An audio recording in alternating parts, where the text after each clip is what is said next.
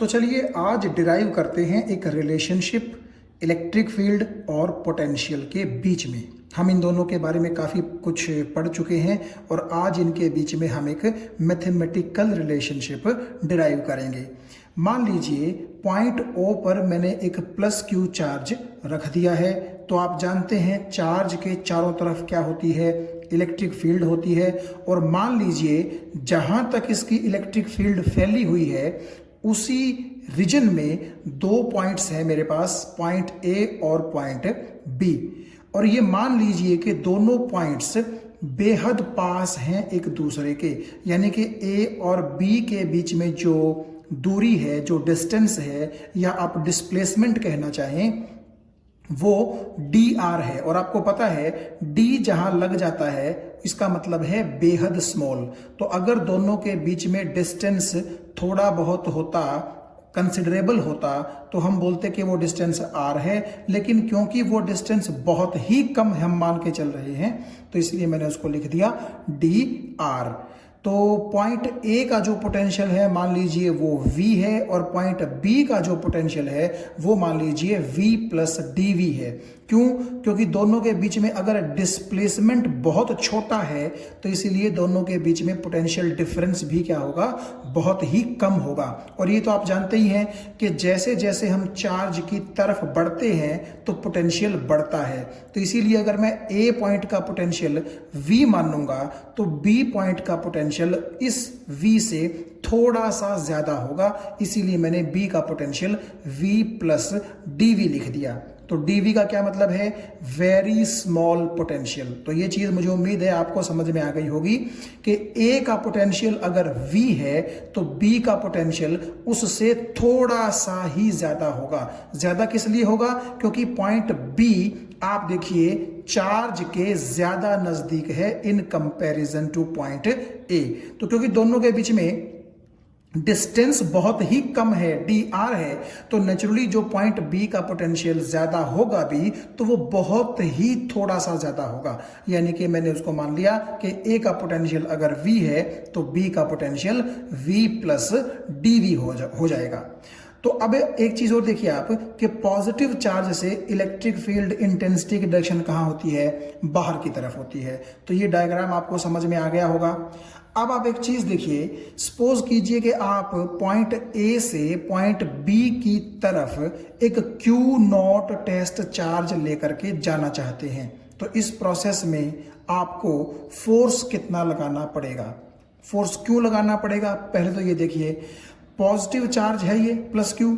तो अगर आप ऐसा करें, मैं आपको अगर यहाँ थोड़ा सा हाथ से बना के दिखाऊं, अगर पॉइंट A पर आपने एक प्लस Q0 चार्ज रख दिया, तो जब आप इस Q0 चार्ज को A से B लेकर के जाएंगे तो नेचुरली ये वाला पॉजिटिव चार्ज इसको बाहर की तरफ रिपेल करने की कोशिश करेगा, क्योंकि दोनों पॉजिटिव हैं, फोर्स ऑफ रिपल्शन लगेगा।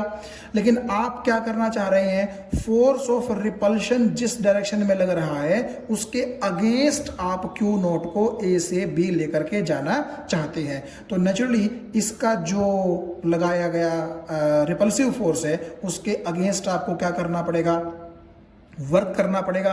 और वर्क करने का मतलब है कि आपको जोर लगाना पड़ेगा, आपको फोर्स लगाना पड़ेगा। तो वो फोर्स आपको कितना लगाना पड़ेगा वो मैंने लिखा है कि आपको लगाना पड़ेगा force F is equal to minus की Q0 इंटू E। ये देखिए यहां पर। अब ऐसा क्यों? देखो, पहली तो बात यह है कि मैंने दोनों पॉइंट्स के बीच का ये जो डिस्टेंस है ये बेहद स्मॉल माना है।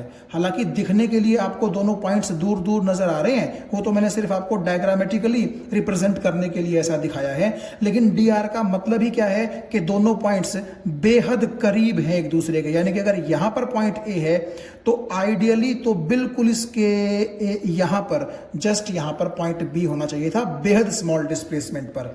लेकिन उससे क्या होगा, डायग्राम थोड़ा सा क्लियर नहीं बनेगा, इसीलिए मैंने डायग्राम बनाते वक्त दोनों के बीच में डिस्टेंस थोड़ा सा ज्यादा दिखा दिया है, लेकिन बोला उसको dr ही है। तो क्योंकि दोनों पॉइंट्स बिल्कुल नजदीक नजदीक हैं, दोनों के बीच का डिस्टेंस बेहद कम है, तो हम मान सकते हैं कि इस Q चार्ज की वजह से दोनों के बीच में जो इलेक्ट्रिक फील्ड होगी वो ऑलमोस्ट कांस्टेंट होगी। यानी कि अगर मैं ये कह दूं कि आपके प्लस क्यू चार्ज से पॉइंट ए का डिस्टेंस आर है, तो इस प्लस क्यू की वजह से ए पर इलेक्ट्रिक फील्ड कितनी होगी 1/4 पाई एप्सिलॉन नॉट क्यू और आर का स्क्वायर। आर का मतलब क्या है यहाँ पर प्लस क्यू का पॉइंट ए से डिस्टेंस, तो ये आपकी इलेक्ट्रिक फील्ड आ गई।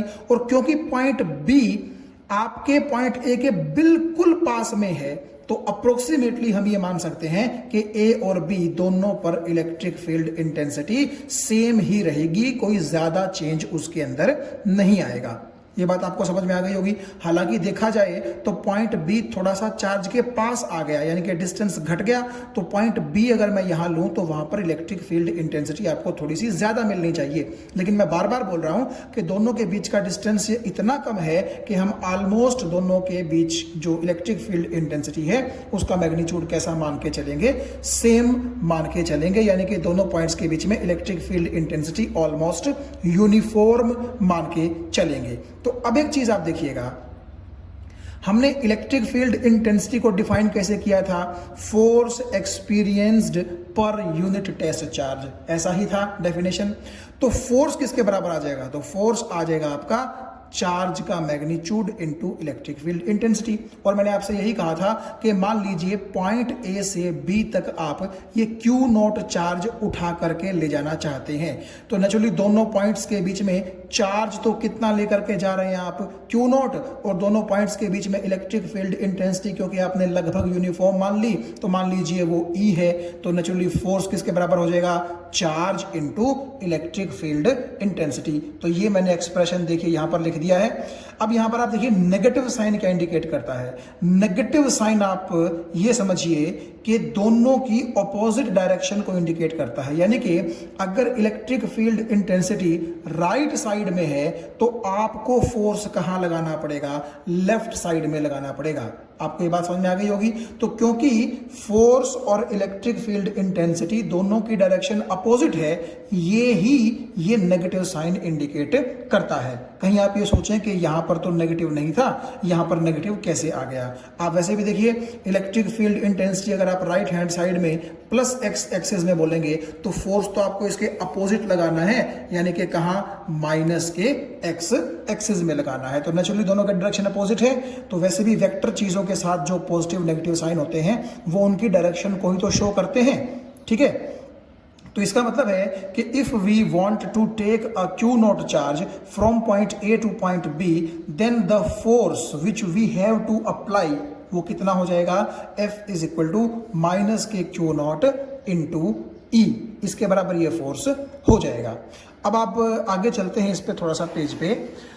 तो अब ये चीज है कि वर्क जो आपको करना पड़ेगा किसके लिए, क्यू नॉट चार्ज को ए से आप बी लेकर के जाना चाह रहे हैं, इसलिए तो आपको वर्क कितना करना पड़ेगा। तो वर्क का फॉर्मूला होता है फोर्स डॉट डिस्प्लेसमेंट, ठीक है जी। तो ए डॉट बी क्या होता है, ए बी कोस थीटा।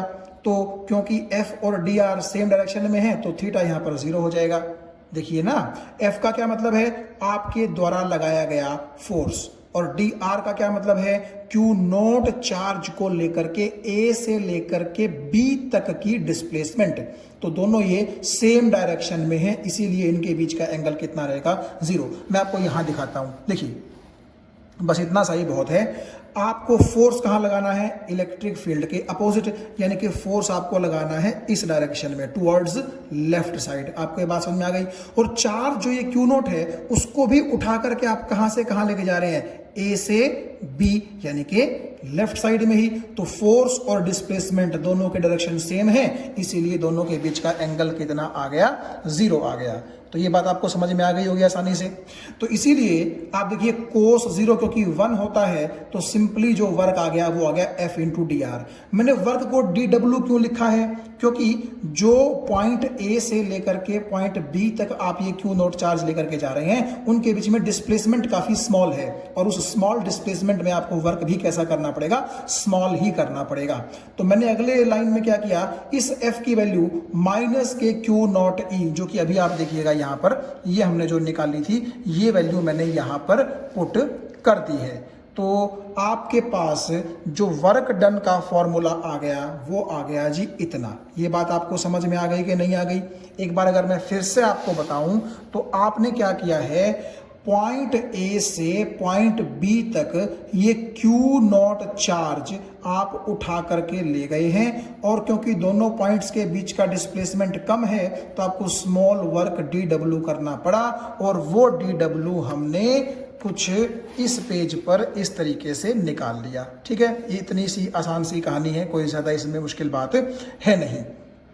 अब देखिए, हमें एक चीज़ और मालूम है, क्या हमने पढ़ा था कि जो पोटेंशियल डिफरेंस होता है उसका भी फॉर्मूला होता है वर्क डन अपॉन चार्ज। यानी कि पोटेंशियल डिफरेंस का मतलब है, मान लीजिए ये पॉइंट ए है और ये पॉइंट बी है, तो इन दोनों पॉइंट्स के बीच में जो पोटेंशियल डिफरेंस होगा उसकी डेफिनेशन क्या थी कि लो पोटेंशियल पॉइंट से हाई पोटेंशियल पॉइंट तक आप कितना चार्ज लेकर के जाना चाह रहे हैं और उसके लिए आपको कितना वर्क करना पड़ा, तो वो वर्क पर यूनिट चार्ज ही दोनों पॉइंट्स के बीच का क्या होता है, पोटेंशियल डिफरेंस होता है। तो इस डेफिनेशन के हिसाब से अगर मैं सेम पॉइंट ए और पॉइंट बी की बात करूं, आप ध्यान से देखिएगा, यहां पर जो ये आपका पॉइंट ए है और ये जो पॉइंट बी है, तो अगर मैं ये डेफिनेशन पोटेंशियल डिफरेंस की यहां अप्लाई करूं तो मुझे क्या बोलना चाहिए कि potential difference is equal to work upon charge. So work किसके बराबर हो जाएगा, वर्क हो जाएगा पोटेंशियल डिफरेंस इनटू चार्ज। तो अब आप एक चीज देखिए, कितने चार्ज को आप ए से बी लेकर के गए थे, नेचुरली क्यू नॉट को ही तो लेकर के गए थे, तो क्यू नॉट की जगह तो आपका क्यू नॉट आएगा। और पोटेंशियल डिफरेंस का क्या मतलब है, पोटेंशियल डिफरेंस का मतलब है पॉइंट ए और पॉइंट बी के बीच का पोटेंशियल डिफरेंस, जो कि डीवी है। अगर आप ध्यान से देखें, आपने भाई ए का पोटेंशियल कितना माना था, वी, और बी का पोटेंशियल कितना माना था, वी प्लस डीवी, तो दोनों के बीच में ये डीवी ही तो डिफरेंस हो गया। जब आप वी प्लस डीवी में से वी को सब्ट्रैक्ट करेंगे तो डीवी ही बचेगा, तो इसीलिए मैंने पोटेंशियल डिफरेंस की जगह क्या लिख दिया, डीवी। और क्योंकि पॉइंट ए से पॉइंट बी आपको वर्क स्मॉल करना पड़ता है, तो वर्क की जगह मैं लिख देता हूं डी डब्ल्यू। तो कुल मिलाकर के डी डब्ल्यू किसके बराबर आ गया, डीवी इंटू क्यू नॉट। ये देखिए, ये यहां पर मैंने लिख दिया है। ये बात आपको समझ में आ गई? ये वही है ना, वर्क अपॉन चार्ज। तो वर्क आपने डी डब्ल्यू किया, चार्ज आप क्यू नॉट लेकर के आए थे, इज इक्वल टू ये पोटेंशियल डिफरेंस के बराबर होता है, तो पोटेंशियल डिफरेंस ए और बी के बीच में डीवी है, so D W is equal to Q not into DV. अब देखिए, डी डब्ल्यू इसके भी बराबर है और डी डब्ल्यू इसके भी बराबर है। ये भी वही वर्क डन है, क्यू नॉट को ए से बी लेकर के गए थे, ये भी वही वर्क डन है, क्यू नॉट को ए से बी लेकर के गए थे। बस यहां पर तो हमने इस फॉर्मूले का यूज कर लिया और यहां पर हमने डेफिनेशन जो होती है पोटेंशियल डिफरेंस की उसका यूज कर लिया। तो दोनों क्योंकि बराबर हैं, तो जब आप इन दोनों को बराबर रखेंगे तो क्यू नॉट से क्यू नॉट कैंसिल हो जाएगा। तो आप देखिए, इस डीवी के नीचे आप डी आर को ले आइए, ये नेगेटिव साइन है, तो ये हमारे पास एक रिलेशन आ गया कि E is equal to minus के डीवी अपॉन डी आर। ये जो डीवी अपॉन डी आर है, इसको बोला जाता है पोटेंशियल ग्रेडियंट, और इसका मतलब होता है कि कितने डिस्टेंस के साथ कितना पोटेंशियल चेंज हो रहा है। मतलब अगर मैं ये मान के चलूं कि 1 मीटर चलने से 1 वोल्ट का पोटेंशियल डिफरेंस चेंज होता है, तो हम बोल देंगे 1/1 इज इक्वल टू 1 वोल्ट पर मीटर का वहां पर क्या है, पोटेंशियल ग्रेडियंट। तो पोटेंशियल ग्रेडियंट का सिंपल मतलब है change in potential per unit change in distance. अब इसका क्या मतलब है, देखिए आप जरा यहां पर ध्यान से देखिए, जैसे जैसे आप चार्ज के पास जाएंगे, ठीक है, तो पोटेंशियल आप जानते हैं क्या करेगा, इंक्रीज करेगा।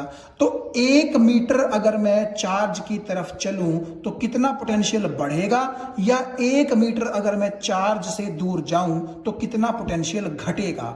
इसको हम बोलते हैं potential gradient, change in the potential per unit distance या पर यूनिट डिस्प्लेसमेंट। और चेंज का मतलब इंक्रीज से भी हो सकता है और डिक्रीज से भी हो सकता है। अगर आप चार्ज की तरफ जाएंगे तो नेचुरली चेंज का मतलब इंक्रीज से होगा, और अगर आप चार्ज से दूर जाएंगे तो उसका मतलब होगा पोटेंशियल डिक्रीज से। ये किसके लिए बात कर रहा हूं मैं? एक पॉजिटिव चार्ज के लिए बात कर रहा हूं। तो यहां पर आप देख सकते हैं कि इलेक्ट्रिक फील्ड इंटेंसिटी E और ये जो पोटेंशियल ग्रेडियंट है इसके बीच में ये रिलेशन आया। मैं यहां पर एक बात आपको बता दूं, कई वीडियो लेक्चर पहले मैं आपको कह रहा था कि इलेक्ट्रिक फील्ड इंटेंसिटी की यूनिट न्यूटन पर कूलम्ब भी होती है और वोल्ट पर मीटर भी होती है।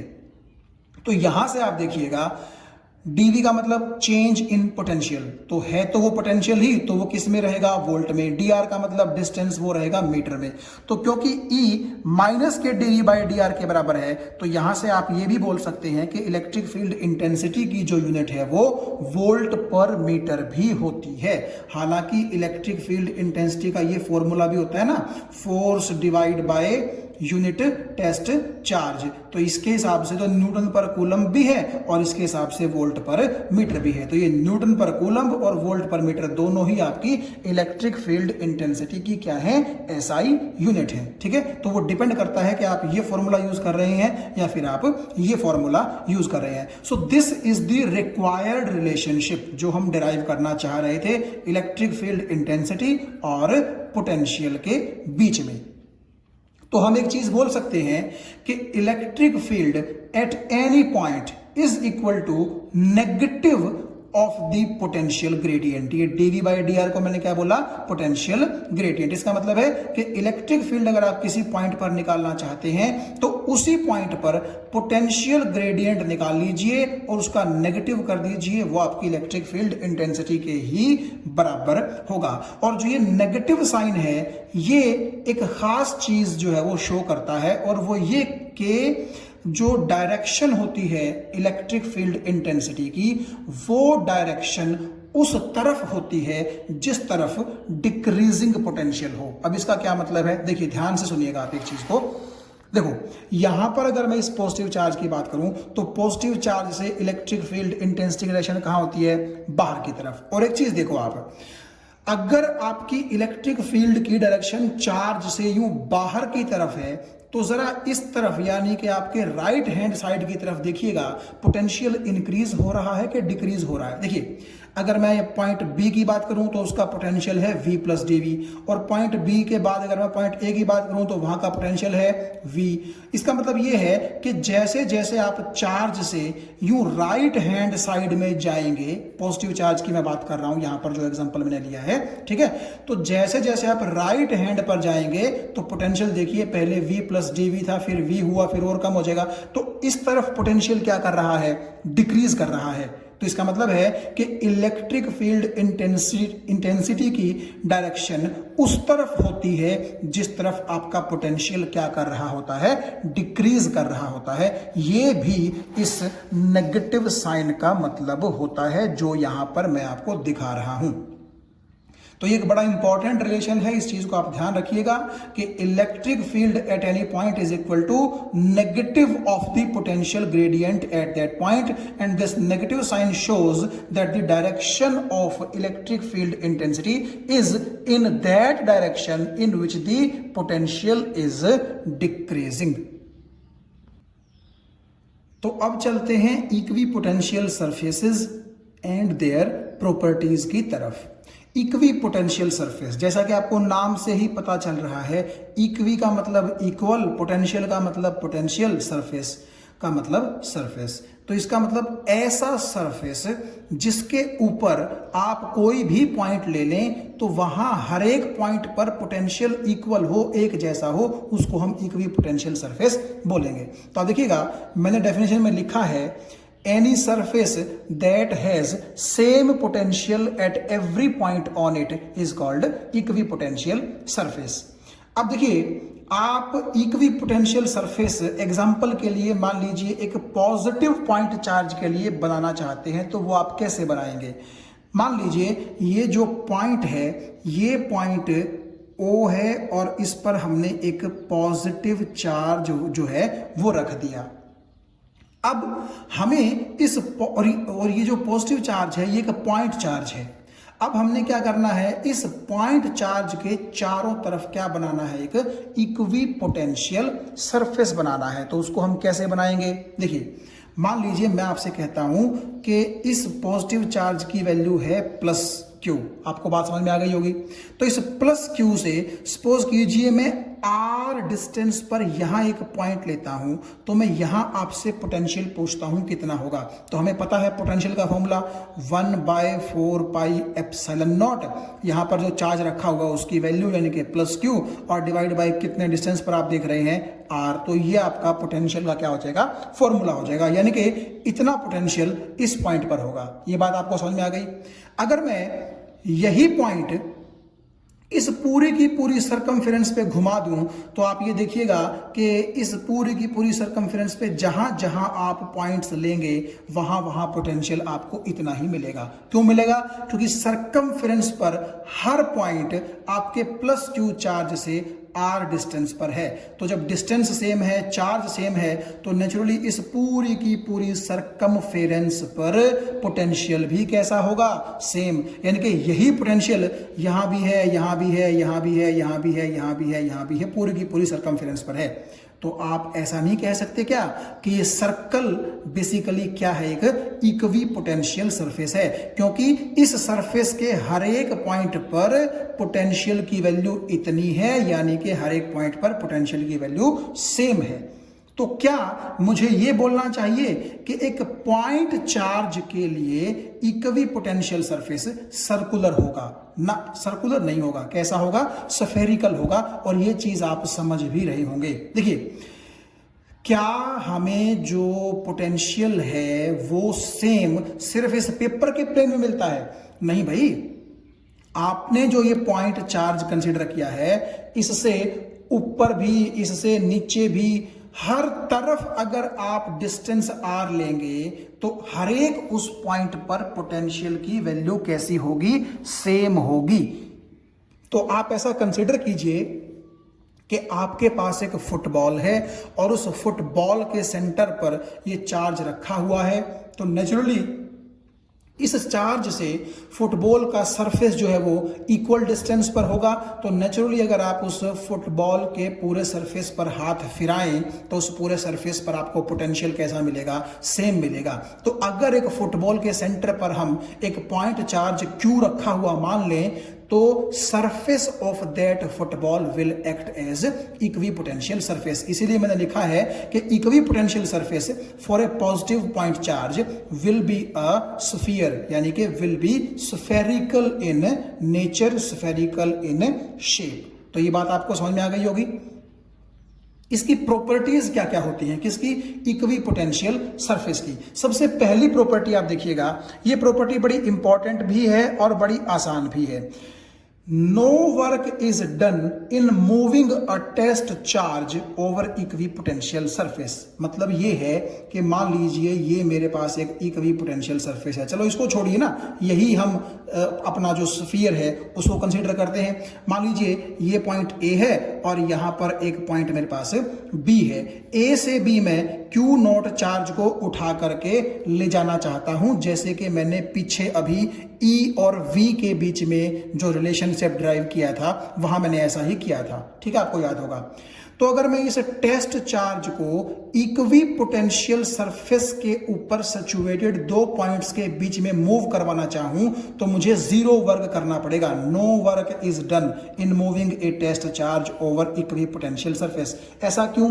ऐसा इसलिए क्योंकि आप जानते हैं कि पोटेंशियल डिफरेंस होता है वर्क अपॉन चार्ज के बराबर। अभी पीछे पढ़ के हटे हैं हम, तो वर्क किसके बराबर होगा, पोटेंशियल डिफरेंस इनटू चार्ज। और क्योंकि ये पॉइंट भी सेम पोटेंशियल पर और ये पॉइंट भी उतने ही पोटेंशियल पर, तो दोनों के बीच में पोटेंशियल डिफरेंस कितना हो जाएगा, जीरो। तो जीरो और क्यू नॉट आप मूव करवा रहे हैं तो यहां पर क्यू की जगह आप क्यू नॉट भी रख सकते हैं, वो कोई प्रॉब्लम नहीं है। तो नेचुरली क्योंकि दोनों के सेम पोटेंशियल हैं तो दोनों के बीच में पोटेंशियल डिफरेंस जीरो होगा और जीरो से क्यू नॉट अगर मल्टीप्लाई करोगे तो वर्क भी कितना आ जाएगा, जीरो। तो इसीलिए आपके इक्वी पोटेंशियल सरफेस के ऊपर अगर आप किसी टेस्ट चार्ज को किसी भी एक पॉइंट से किसी भी दूसरे पॉइंट तक मूव करवाना चाहते हैं तो ऐसा करने में you have to do zero work, you have to do no work at all. Second property ये बोलती है कि इलेक्ट्रिक फील्ड जो है वो हमेशा परपेंडिकुलर होती है इक्वी पोटेंशियल सरफेस के किसी भी पॉइंट पर। अब इसका क्या मतलब है, अगर आप थोड़ा सा वैसे देखना चाहें नॉर्मली, तो अगर मैं आपको पीछे की तरफ लेकर के जाऊं पिछले पेज पर, आप यहां देखिएगा ध्यान से, ये एक पॉजिटिव पॉइंट चार्ज है। तो इससे अगर कोई आपसे पूछे कि इलेक्ट्रिक फील्ड लाइंस कैसे निकलेंगी, तो वो नेचुरली बाहर की तरफ रेडियली आउटवर्ड निकलेंगी, कुछ इस तरीके से, ठीक है, कुछ इस तरीके से, कुछ इस तरीके से, कुछ इस तरीके से, कुछ इस तरीके से, कितनी भी डायरेक्शंस में आप निकाल सकते हैं। अच्छा, और ये जो आपको स्फीयर दिखाई दे रहा है, हालांकि दिखाई तो सर्कल दे रहा है लेकिन है ये स्फीयर, तो आप इसको चलिए 1 मिनट के लिए सर्कल ही मान लीजिए, कोई बात नहीं।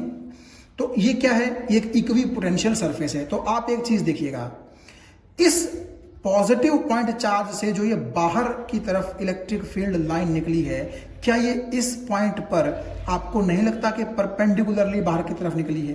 देखिएगा, अगर मैं थोड़ा सा एक ऐसी लाइन चूज कर लेते हैं जो आसानी से हमें नजर, हाँ इसको चूज करते हैं, देखिएगा ये पॉजिटिव चार्ज है, तो इससे इलेक्ट्रिक फील्ड लाइन निकली बाहर की तरफ, यानी कि इलेक्ट्रिक फील्ड इंटेंसिटी की डायरेक्शन कहाँ हो गई, बाहर की तरफ। अब देखिएगा, ये जो मैंने आपको कहा था है तो स्फीयर, लेकिन चलो मान लो सर्कल है, इसके इस पॉइंट की मैं बात करता हूं। तो इस पॉइंट पर आप देखिएगा, जब टेंजेंट आप ड्रॉ करेंगे तो ये टेंजेंट आपके इस सरफेस को एक पॉइंट पर ही क्या करेगा, टच करेगा। तो आप एक चीज देखिएगा, रेडियस और टेंजेंट के बीच में एंगल 90 होता है, तो सिमिलरली रेडियस के अलोंग ही तो इलेक्ट्रिक फील्ड इंटेंसिटी है, तो इस सरफेस के साथ उसका एंगल देखिए यहां पर कितना है, 90 डिग्री है। तो आप यहां पर भी देख सकते हैं, यहां पॉजिटिव चार्ज से इलेक्ट्रिक फील्ड लाइन कहां है, बाहर की तरफ, तो इस पॉइंट पर जो सरफेस होगा उस सरफेस के कहां है, वो परपेंडिकुलरली। सिमिलरली आप देखिएगा, ये इलेक्ट्रिक फील्ड लाइन अगर यूं बाहर की तरफ है, तो इस पॉइंट पर अगर आप एक सरफेस लेंगे तो ये इलेक्ट्रिक फील्ड इंटेंसिटी की डायरेक्शन, इलेक्ट्रिक फील्ड की डायरेक्शन इस पॉइंट के कहां है, बिल्कुल नॉर्मली है। तो ये तो सिर्फ आपको ये मैं बता रहा हूं कि समझने के लिए है। अब इसकी एक्सप्लेनेशन हम कैसे देंगे वो आप यहां पर देखिएगा, जो पॉइंट नंबर 2 हम डिस्कस कर रहे हैं। आप ये मान लीजिए कि ये हमारे पास एक इक्वी पोटेंशियल सरफेस है, सपोज कीजिए, ठीक है, और मैं ये मान लेता हूं कि होना तो ये चाहिए था कि इस इक्वी पोटेंशियल सरफेस के इलेक्ट्रिक फील्ड इंटेंसिटी यूं बिल्कुल परपेंडिकुलर ऊपर की तरफ होती, ठीक है, या नीचे की तरफ होती, जो भी है केस, लेकिन होती परपेंडिकुलर। तो मैंने ऐसा ना कह के सपोज कीजिए इलेक्ट्रिक फील्ड इंटेंसिटी को इस डायरेक्शन में दिखा दिया, यानी कि अब मैं क्या कर सकता हूं, जो आपका इक्वी पोटेंशियल सरफेस है, आप देख सकते हैं ये वाली डायरेक्शन उसके ऊपर परपेंडिकुलर नहीं है, ना ही पूरी तरह पैरेलल है। तो आप ऐसा कीजिए, इस इलेक्ट्रिक फील्ड इंटेंसिटी के 2 कंपोनेंट्स आप कर लीजिए। मतलब वही बात है कि अगर ये एंगल थीटा होता था तो यहां पर ई कोस थीटा, यहां पर ई साइन थीटा, इस तरह से जो आप प्रोसीड करते थे, ठीक है। तो उसी तरह से मैंने क्या किया, इस इलेक्ट्रिक फील्ड इंटेंसिटी के 2 कंपोनेंट्स मान लिए।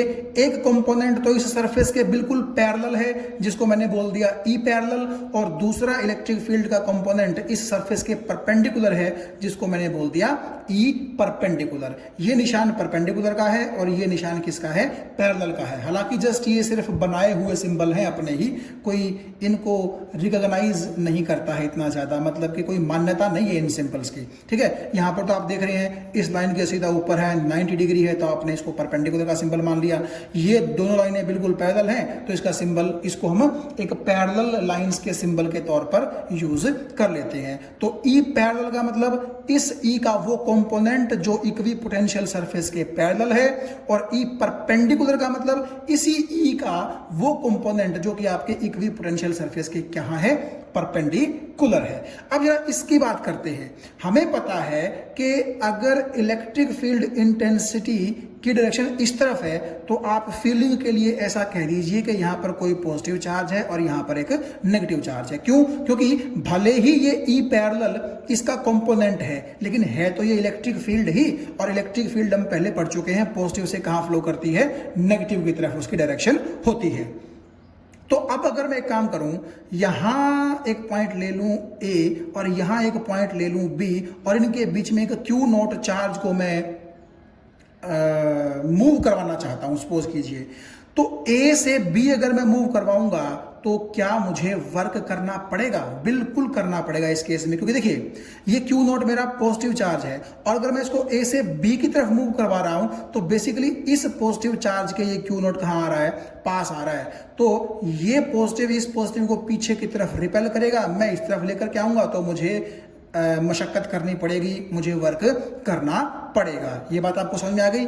ठीक है। वैसे भी आप देखिए ना, इलेक्ट्रिक फील्ड जो है वो पॉजिटिव चार्ज को अपने साथ लेकर के चलने की कोशिश करती है, लेकिन मैं उसको इलेक्ट्रिक फील्ड से अपोजिट लेकर के जाना चाह रहा हूं, तो मुझे इस इलेक्ट्रिक फील्ड से लड़ना पड़ेगा कि नहीं लड़ना पड़ेगा? तो इसीलिए मुझे वर्क करना पड़ेगा। लेकिन आप एक चीज बताइए, अभी अभी हम पढ़ के हटे हैं कि अगर ये एक इक्वी पोटेंशियल सरफेस है तो इस पर जो 2 पॉइंट्स हैं उनके बीच में टेस्ट चार्ज को मूव करवाने में कोई भी वर्क हमें नहीं करना पड़ता।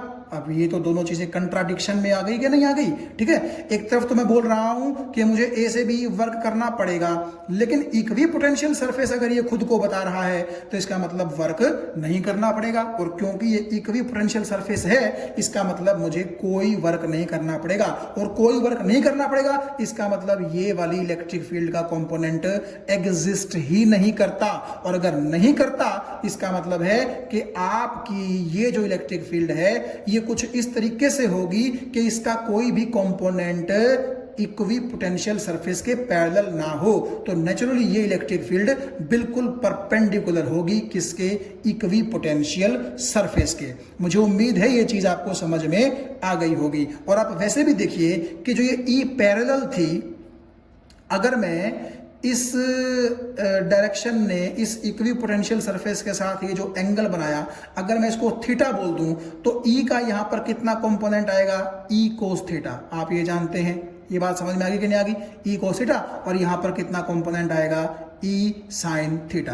तो इसका मतलब है कि ई पैरेलल जो है वो ई कोस थीटा के बराबर हुई। इसको मैं यहां लिख लेता हूं कि E parallel is equal to E cos theta. और आप एक चीज देखिए, हम कह रहे हैं ना कि ई पैरेलल को 0 होना पड़ेगा, क्योंकि ए से बी हमें कोई वर्क करना नहीं होता। तो अगर ई पैरेलल 0 है तो 2 बातें हो सकती हैं कि या तो ई ही 0 हो या फिर कोस थीटा 0 हो। अब ई तो 0 होगा नहीं, क्योंकि ये वाली इलेक्ट्रिक फील्ड तो 0 है नहीं, तो इसका मतलब कोस थीटा को ही 0 होना पड़ेगा, क्योंकि 2 चीजों की प्रोडक्ट तभी तो 0 होगी ना जब दोनों में से कोई एक 0 होगा। तो ये तो 0 हो नहीं सकता, इसका मतलब कोस थीटा को ही 0 होना पड़ेगा, और इसका मतलब है कि थीटा को कितना होना पड़ेगा? 90 होना पड़ेगा। क्यों? क्योंकि आप जानते हैं कि कोस 90 ही किसके बराबर होता है? 0 के बराबर होता है। और अगर ये थीटा 90 है तो आप समझ सकते हैं कि ये ई इस इक्वी पोटेंशियल सरफेस के कहां होगी? बिल्कुल परपेंडिकुलर होगी। तो मुझे उम्मीद है ये चीज आपको समझ में आ गई होगी।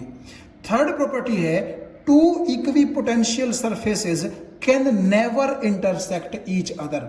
ये प्रॉपर्टी हमने इलेक्ट्रिक फील्ड लाइंस में भी पढ़ी थी और सेम ही रीजन है इसका। देखिए, अगर ये एक इक्वी पोटेंशियल सरफेस है, ये एक इक्वी पोटेंशियल सरफेस है, तो दोनों अगर इंटरसेक्ट कर गए तो क्या होगा?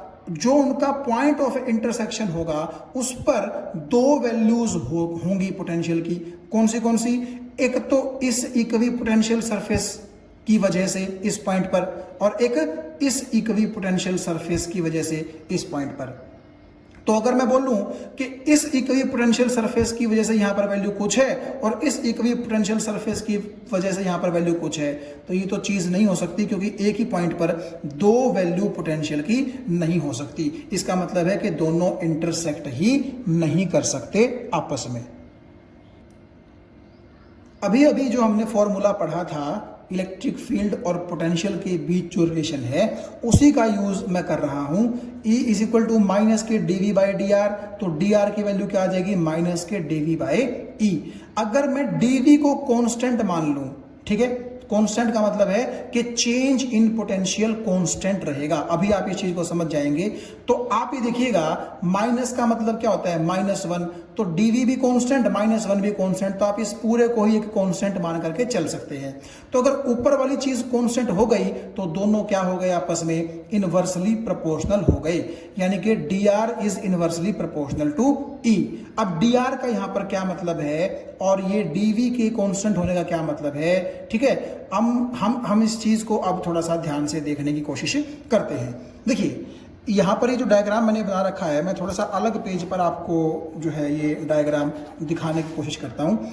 यहाँ आप मान लीजिए कि आपके पास इस पॉइंट पर एक पॉजिटिव चार्ज है और आपने कहा कि इस पॉजिटिव चार्ज से सपोज कीजिए कुछ दूरी पर आपने यहाँ पर मान लीजिए आपने पोटेंशियल देख लिया, तो ये जितना चार्ज है, जितना ये डिस्टेंस है, उस हिसाब से यहाँ पर पोटेंशियल क्या हो जाएगा, कैलकुलेट हो जाएगा। और अगर आपको इक्वी पोटेंशियल सरफेस ड्रॉ करना पड़े तो क्योंकि मान लीजिए ये एक पॉइंट चार्ज है, तो इसके चारों तरफ जो इक्वी पोटेंशियल सरफेस होगा वो कैसा होगा, स्फेरिकल होगा। ये चीज आप समझ चुके हैं। और मान लीजिए इस इक्वी पोटेंशियल सरफेस पर पोटेंशियल की वैल्यू है 50 वोल्ट, यानी कि यहाँ पर जो चार्ज है वो मान लीजिए Q है और ये जो डिस्टेंस है ये R है, तो पोटेंशियल का फॉर्मूला बन गया 1/4 pi epsilon not into Q/R। Q की वैल्यू और R की वैल्यू पुट करने के बाद सपोज कीजिए आपको 50 वोल्ट मिला। मान लीजिए, हमने तो चीज को जस्ट समझना है। तो ये आपका पहला इक्वी पोटेंशियल सरफेस बन गया इस पॉइंट चार्ज के चारों तरफ। मत भूलिए ये एक स्फीयर है, हालांकि ड्रॉ करने में थोड़ा सा मुझसे गलत हो गया, वो एक अलग बात है। अब आपसे कहा गया कि आप ऐसा कीजिए, पहले तो आपने यहां से यहां इतने डिस्टेंस पर इक्वी पोटेंशियल सरफेस ड्रॉ किया था। अब मान लीजिए इस डिस्टेंस से थोड़ा सा फालतू डिस्टेंस आपने लेना है और वहां आप इक्वी पोटेंशियल सरफेस ड्रॉ करना चाहते हैं। तो मान लीजिए पहले डिस्टेंस जो था वो 10 मीटर था, अब की बार 15 मीटर है, तो 15 मीटर मतलब पॉइंट थोड़ा सा दूर हो जाएगा यहां पर इस तरीके से, ठीक है। तो आप देखिएगा अब क्योंकि पॉइंट थोड़ा सा दूर चला गया है, तो जैसे जैसे पॉइंट का डिस्टेंस बढ़ेगा आपको पता है कि पोटेंशियल की वैल्यू घटेगी। तो अगर यहां पर पोटेंशियल आपका 50 वोल्ट था, तो मान लीजिए यहां पर कितना होगा, घट करके 40 वोल्ट। तो यहां पर भी जो आपका इक्वी पोटेंशियल सरफेस आएगा वो कैसा आएगा, स्फेरिकल ही आएगा। बस फर्क क्या होगा, इसको आप बोल दीजिए इक्वी पोटेंशियल सरफेस नंबर 2, और इस पॉइंट पर, हर एक पॉइंट पर इस इक्वी पोटेंशियल सरफेस पर वैल्यू कितनी होगी पोटेंशियल की, 40 होगी। सपोज कीजिए फिर थोड़ी सी दूर आपने एक और पॉइंट ले लिया और यहां पर भी आप एक इक्वी पोटेंशियल सरफेस ड्रॉ करना चाहते हैं, तो वो इक्वी पोटेंशियल सरफेस भी कैसा आएगा, आप देखिए स्फेरिकल आएगा। ये चीज आपको समझ में आ रही है। और क्योंकि इन दोनों के मुकाबले ये पॉइंट थोड़ा सा और दूर चला गया, तो यहां पर पोटेंशियल और कम हो जाएगा, और मान लीजिए यहां पर पोटेंशियल 30 वोल्ट हो गया है। तो 50 वोल्ट के हिसाब से ये स्फीयर, 40 वोल्ट के हिसाब से ये सेकंड स्फीयर, और 30 वोल्ट के हिसाब से ये जो हमारा थर्ड स्फीयर है, ये आपके इस पॉजिटिव पॉइंट चार्ज के क्या हैं, इक्वी पोटेंशियल सरफेस हैं। तो यहां जो मैं आपसे बोल रहा था माइनस डीवी, तो माइनस का मतलब है कि पोटेंशियल जो है मान लीजिए वो कम हो रहा है, और डीवी का मतलब है चेंज इन पोटेंशियल। तो ये दोनों कांस्टेंट कैसे थे, देखिए यहां पर पोटेंशियल कितना है 50, यहां पर कितना है 40, यहां पर कितना है 30, तो नेचुरली डिक्रीज ही तो हो रहा है। तो वो नेगेटिव साइन तो इसको डिनोट करता है कि पोटेंशियल क्या हो रहा है, डिक्रीज हो रहा है। और डीवी कांस्टेंट है, इसका मतलब क्या है कि इन दोनों के बीच में भी 10 वोल्ट पोटेंशियल डिफरेंस है, इन दोनों के बीच में भी 10 वोल्ट पोटेंशियल डिफरेंस है, ठीक है। इस तरह से, यानी कि ऐसा नहीं है कि इनके बीच में पोटेंशियल डिफरेंस 10 वोल्ट है तो इनके बीच में पोटेंशियल डिफरेंस 5 वोल्ट है, नहीं। मैंने पॉइंट्स कुछ इस तरीके से लिए हैं कि चेंज इन पोटेंशियल सेम रहे, यानी कि 50 से अगर 40 है तो 10 का फर्क आ गया, तो 10 का फर्क आगे 40 से 30 में आएगा, ठीक है। इस तरह से आप देखिएगा कि डिक्रीज इन पोटेंशियल कांस्टेंट है, माइनस के डीवी का ये मतलब रहेगा। अब जो ये dr और e के बीच में इनवर्सली प्रोपोर्शनल का रिलेशन है, अब इसका मतलब हम देखते हैं। देखिए यहां पर मैंने लिखा है कि dr का मतलब है spacing between equi potential surfaces. तो यहां पर आपको लग सकता है कि जैसे इन दोनों के बीच में जितना डिस्टेंस है, इन दोनों के बीच में उतना ही डिस्टेंस है, ऐसा शायद लग सकता है आपको। लेकिन मैं वही चीज आपको बताना चाह रहा था कि इलेक्ट्रिक फील्ड और dr में, dr का मतलब spacing between equi potential surfaces, तो इन दोनों के बीच में इनवर्सली प्रोपोर्शनल का रिलेशन होगा।